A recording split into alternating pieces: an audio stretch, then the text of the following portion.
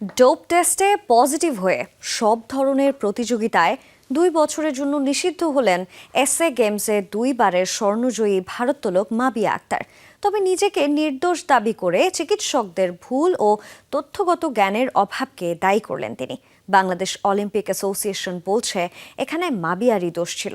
SA গেমসে 2বারের স্বর্ণজয়ী এই athlete আপিলে সরকারের সহযোগিতা চেয়েছেন।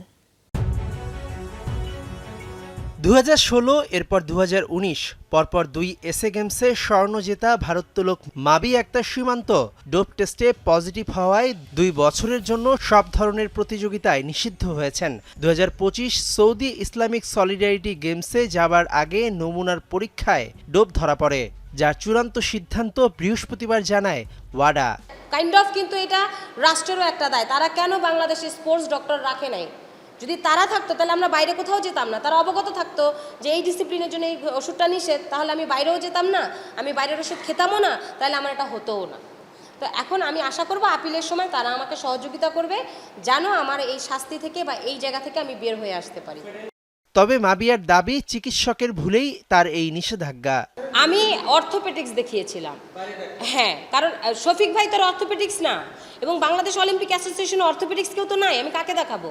ডেফিনেটলি আমি সুস্থ হওয়ার জন্য আমি বাইরের ডাক্তার দেখাবো, এবং আমি শফিক ভাইকে এটা স্যাম্পলের দিন অবগত করেছিলাম, এবং সে এখন যেটা বলছে অবগত না। যদিও বাংলাদেশ অলিম্পিক অ্যাসোসিয়েশন বলছে মাবিয়ার এখানে ভুল ছিল।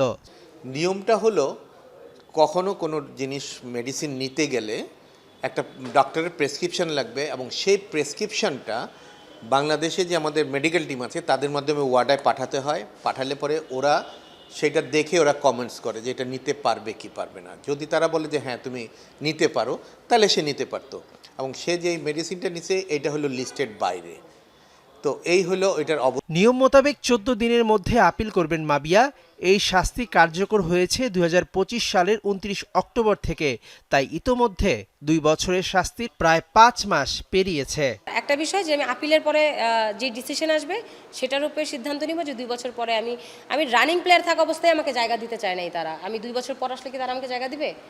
অবশ্যই দিবে না। সেখানে এসে এখন আমি ব্লেমেট হয়ে গেছি অলরেডি।